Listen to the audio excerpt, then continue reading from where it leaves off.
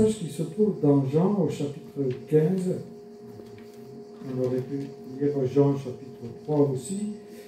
Mais chapitre 15, verset 11, il est dit, et c'est Jésus qui s'adresse à ses disciples, « Je vous dis cela afin que ma joie demeure ou qu'elle vous remplisse,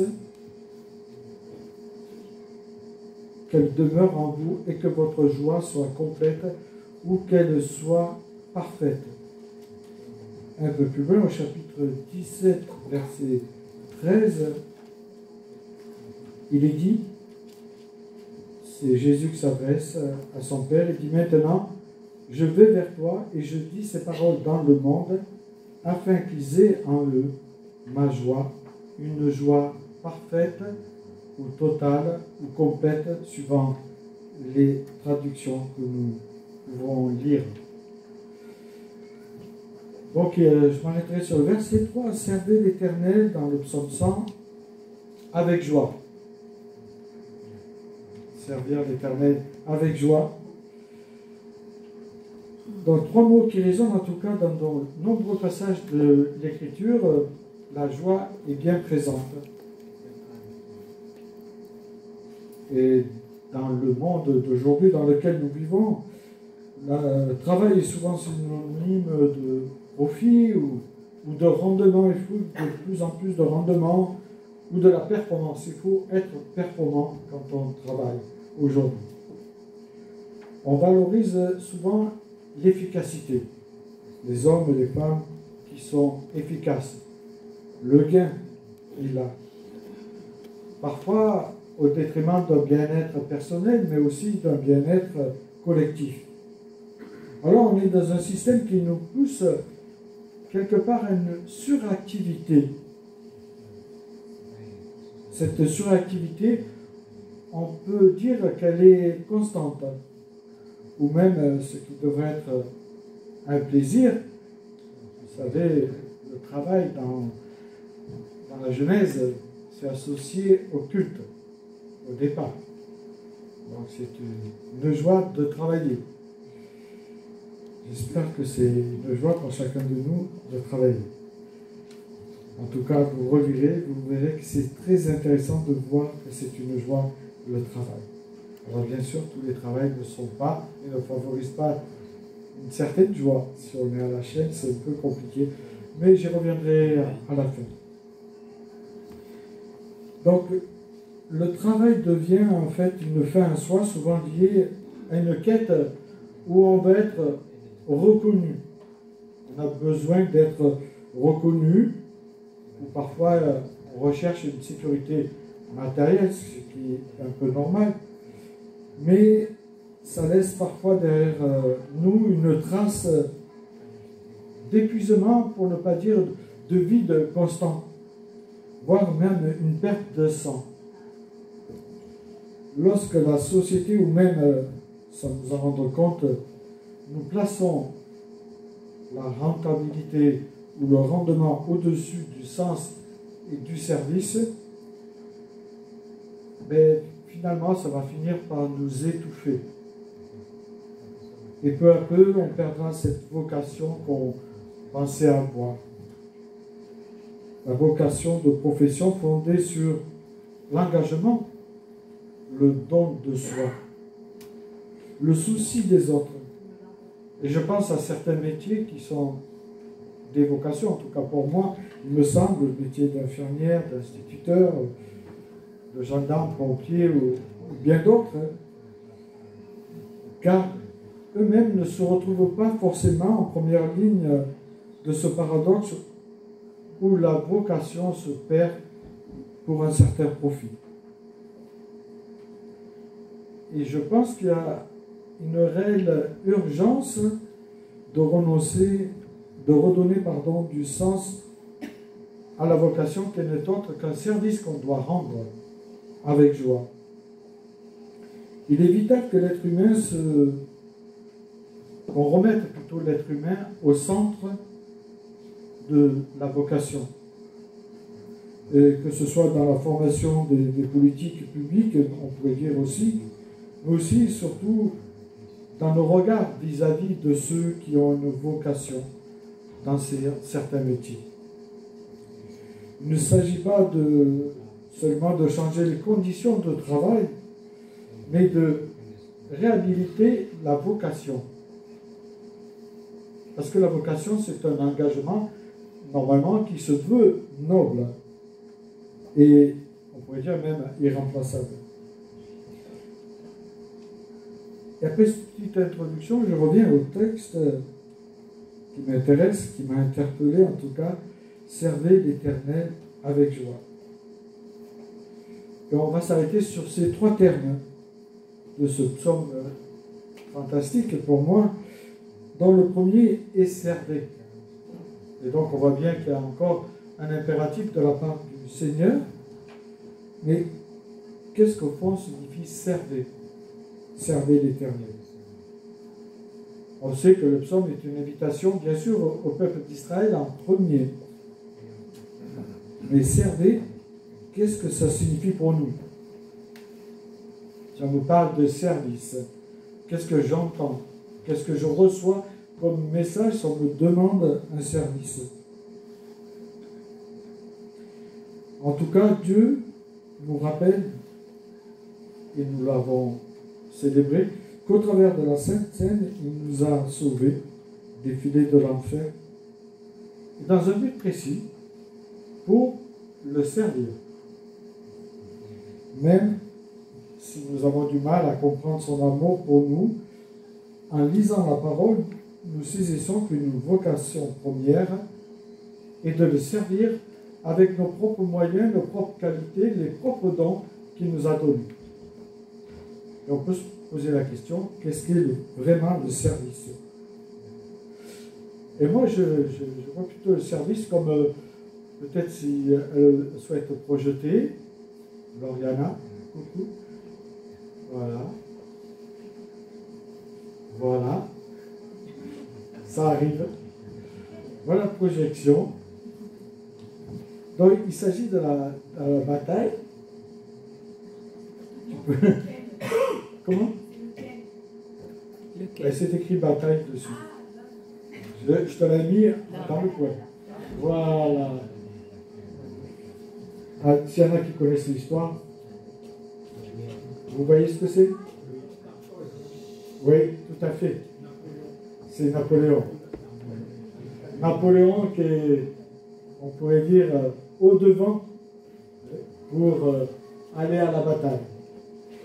Et je pense que le mot service, ou servir ici, c'est un ordre venant du Seigneur, qui est tiré du mot hébreu Abba, qui signifie quelque part travailler, honorer ou adorer. En fait, on peut voir que le service de Dieu, c'est un acte d'adoration que nous voulons, que nous désirons lui rendre à tout prix. Ça devient une preuve visible de service. En tout cas, ça devrait l'être. Et servir quelque part, c'est aussi sortir de sa petite zone de confort dans laquelle nous nous trouvons. Ce n'est pas un service ponctuel ou un geste, ni une tâche à cocher sur la liste de l'Église dans laquelle on vit. Servir, c'est un état de cœur que Dieu attend de chacun de nous.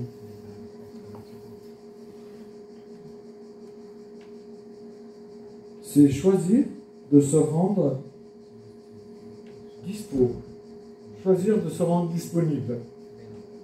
Et c'est pas facile dans ce monde où on est rempli d'activités. Et pourtant, Dieu nous appelle à être disponible pour le service.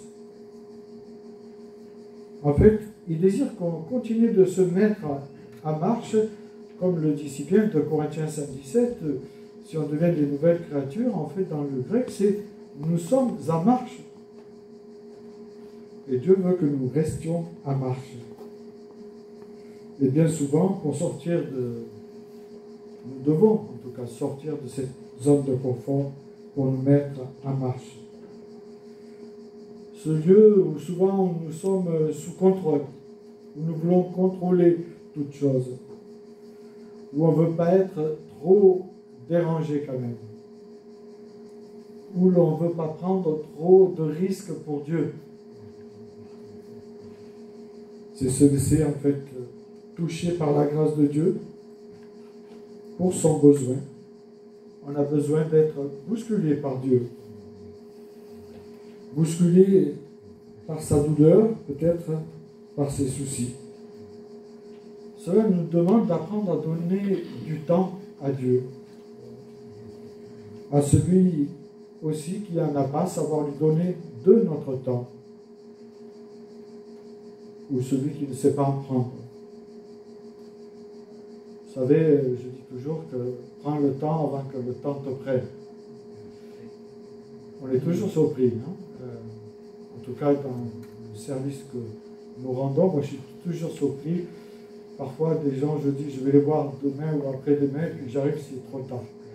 Et donc je garde en esprit cette parole, prends le temps avant que le temps ne te prenne.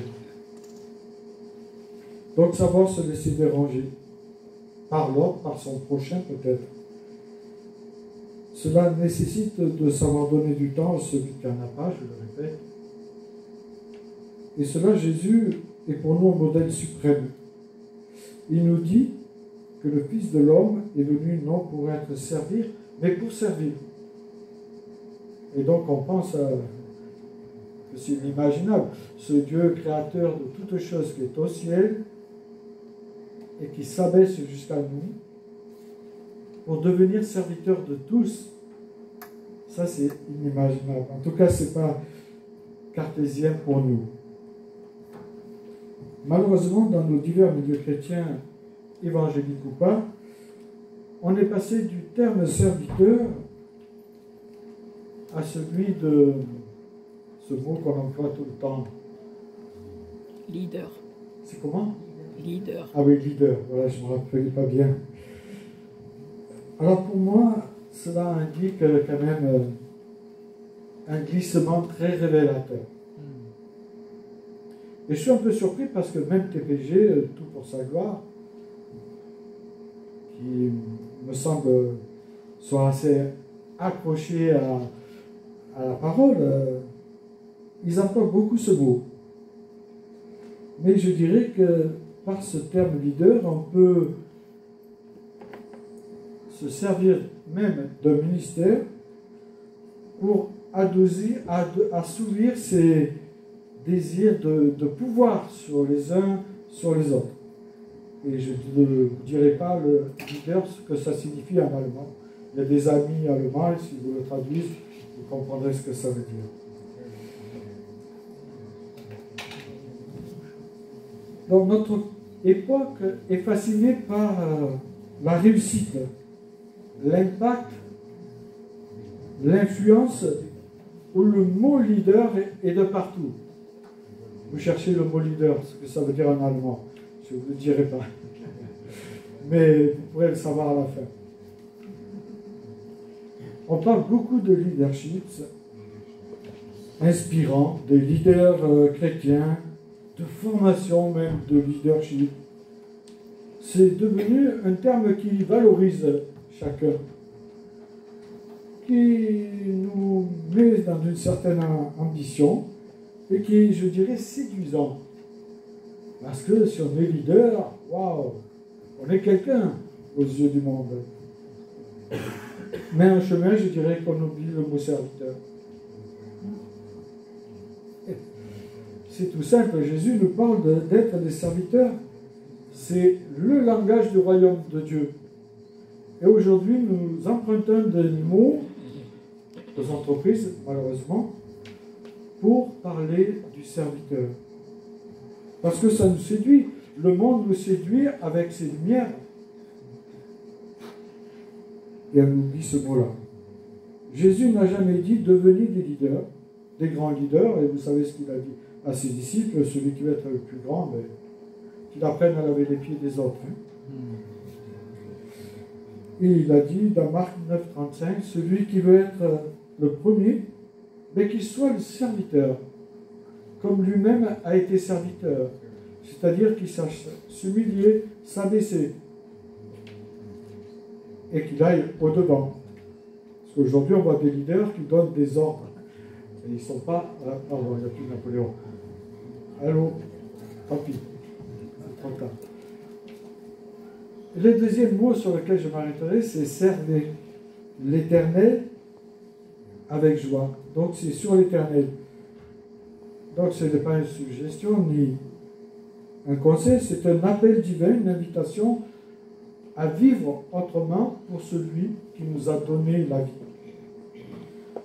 Dans un monde où l'on sert souvent ses propres intérêts, en tout cas on désire son image, où le paraître a une grande importance pour être dans ce monde. Ses ambitions sont là dans le monde. Mais servir l'Éternel, c'est se détourner de soi, tout simplement pour se tourner vers lui et attendre qu'il nous dise ce qu'on doit faire pour lui. En fait, c'est renoncer au confort, à son petit ou plutôt à son grand moi que nous avons et que nous combattons tous, je crois. Pour entrer dans l'obéissance, c'est quitter la logique du mérite pour entrer dans celle de la grâce. La grâce, on ne mérite pas, nous le savons, et Dieu n'attend rien de nous. C'est très clair, il est question de servir l'Éternel. C'est-à-dire, on s'adresse au Créateur, on sert le Créateur. On ne se sert pas du Créateur pour le mettre à notre service. Nous sommes son ouvrage, dira l'apôtre Paul, ayant été créés en Jésus-Christ pour des bonnes œuvres qu'il a préparées d'avance. C'est intéressant cet adjectif de bonne. Dans un monde où chacun cherche à se faire remarquer, construire sa propre image, vouloir paraître, le serviteur de Dieu choisit de s'effacer pour que Christ soit vu, pour qu'on voie les œuvres de Christ et non pas nos propres œuvres. Comme Jean-Baptiste, quand il a dit il faut qu'il croisse et que je diminue. Un des grands dangers serait de servir ses propres intérêts en se servant des autres ou en les manipulant pour se mettre soi-même au devant de la scène. Le troisième mot que j'aimerais qu'on s'arrête, c'est sur le mot joie. Servez l'Éternel avec joie. Ça ne veut pas dire qu'il faut sourire. Hein. Je souris, mais ça ne veut pas dire ça. L'auteur du psaume 100 parle à 7 reprises de la joie dans 5 versets. Servir sans joie, c'est malheureusement possible, puisqu'il revient comme une rengaine de servir avec joie.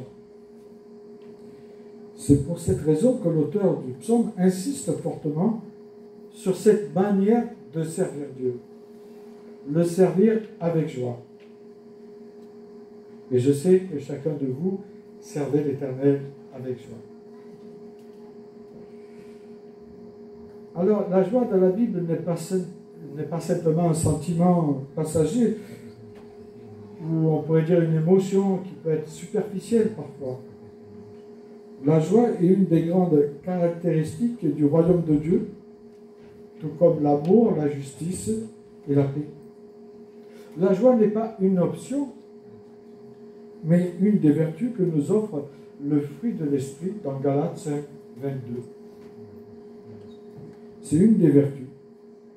Dans l'Ancien Testament, en hébreu, le mot souvent traduit par joie est shimai, signifie servir avec allégresse. Donc c'est une dynamique de joie, avec une réjouissance profonde, avec un amour intérieur profond. Ce n'est pas une joie fondée sur les circonstances agréables, parce que nous passons tous par des circonstances qui peuvent être désagréables. Et si vous n'en passez pas, je vous dis que malheureusement, tôt ou tard, vous en passerez. Je ne suis pas là pour dire des choses que vous voulez entendre. J'ai toujours reçu le message de Jérémie crie et dit la vérité. Et donc je crois qu'un serviteur doit dire la vérité, ne doit pas toujours brosser dans le même sens, comme on veut faire dans notre société, où il faut toujours dire ce que les autres veulent entendre pour ne pas les brusquer ou les fâcher. Mais ce n'est pas ce que nous dit l'Écriture. Jésus a bousculé ses contemporains. Et même ses contemporains religieux ont été très bousculés par lui, très surpris de ses paroles même.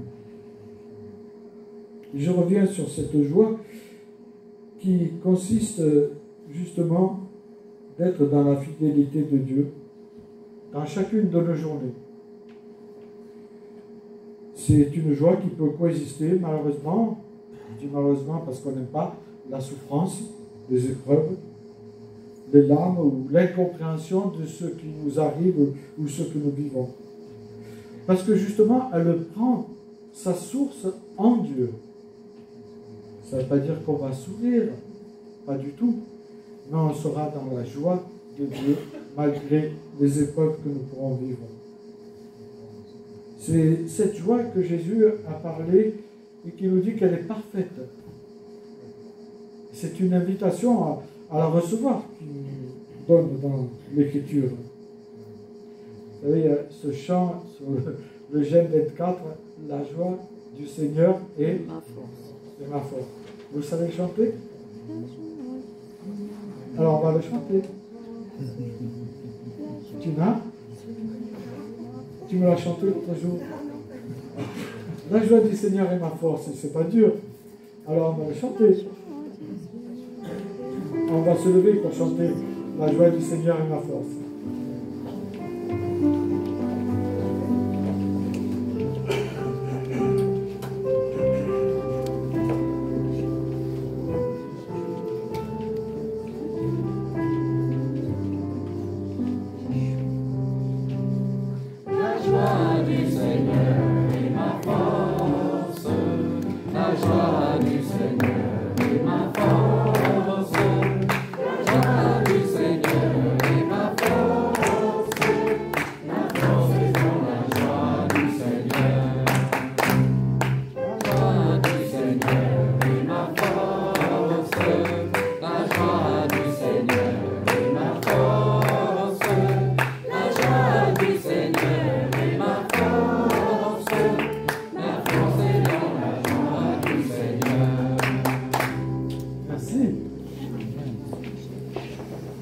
Pourquoi je dis cela? Parce que quand j'ai écouté ce chant, j'ai pensé à Frère Laurent.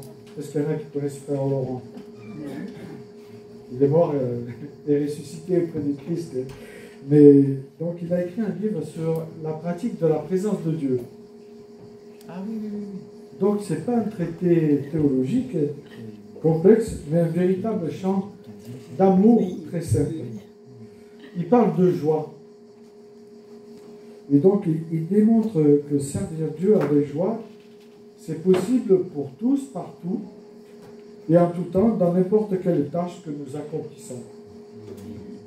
Et ce livre a donné naissance au livre d'André Doul, Sa présence. Et c'est assez intéressant de lire ces écrits qui sont bien sûr pas d'aujourd'hui, mais qui peuvent nous apporter beaucoup de choses. On sait que ce moine n'était ni prêcheur, ni supérieur, mais il était cuisinier, cordonnier. Et souvent, on lui donnait des tâches ingrates à faire. Et il parle de ces omelettes qu'on lui donnait à faire pour un nombre incalculable d'invités qu'il y avait, pour un peu l'embêter, pour voir jusqu'où allait sa foi. Alors, il n'avait pas de formation savante, mais il avait une grande expérience spirituelle et profonde avec Dieu. Celle de vivre à chaque instant sa présence. Même en lavant le parterre. Parce que souvent, il était un peu... Ouais, on lui disait de laver le parterre pour voir s'il restait dans sa joie. Et lui était toujours dans la joie. Et quand il faisait une omelette, il se mettait à genoux et rendait grâce à Dieu pour avoir pu faire tant d'omelettes pour les hommes qui étaient là.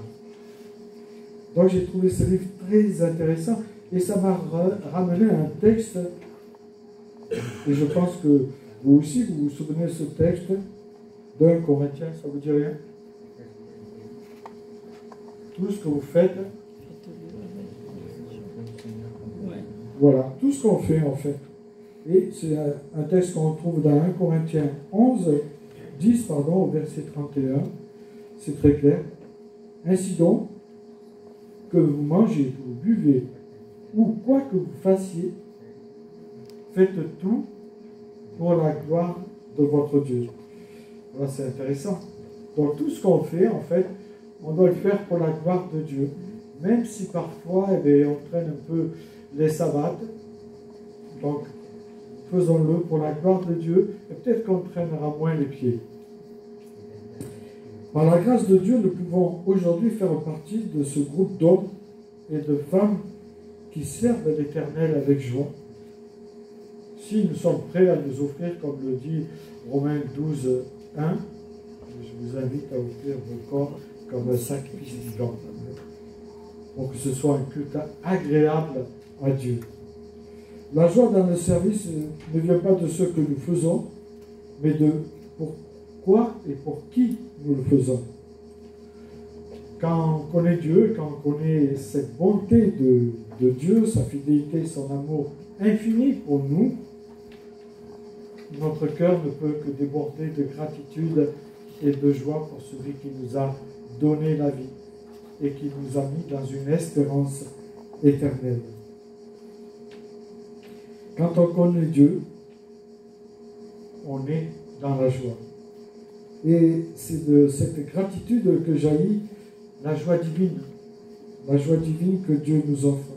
Même les tâches les plus simples, je dirais même les tâches parfois les plus, ou qui nous semblent ingrates, aider son voisin ou encourager quelqu'un, ou je ne sais pas, chanter peuvent devenir des offrandes joyeuses que nous apportons au trône de la grâce de Dieu, c'est-à-dire un culte.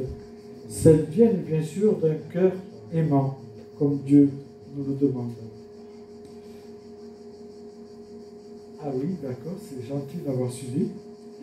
Donc, je vous invite à prier pour que nous puissions justement nous examiner pendant ce temps.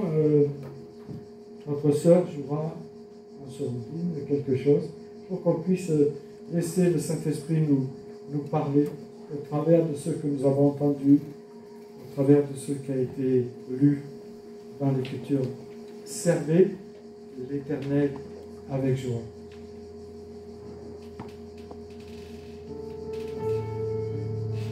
Seigneur, nous te remercions parce que tu nous as donné l'exemple suprême de service.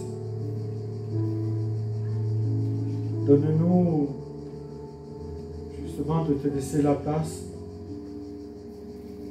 pour que ta joie nous remplisse et que nous sachions accomplir toute tâche dans la joie que tu as mis dans notre cœur.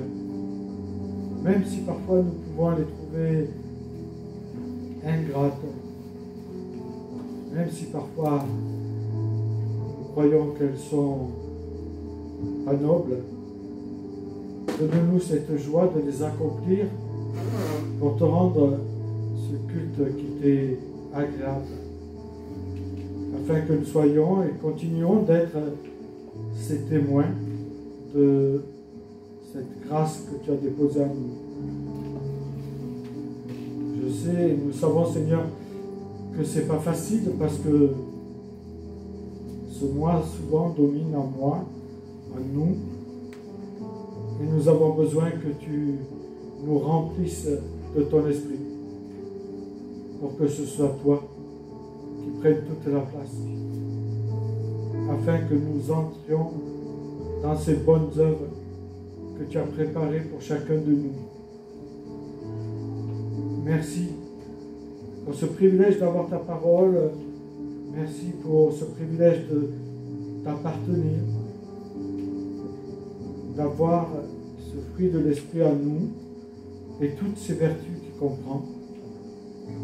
Et nous te prions pour que justement ces vertus grandissent en nous, afin que le monde voie et croit que nous t'appartenons, comme l'ont fait et l'ont été et sont encore des hommes et des femmes dans le monde entier.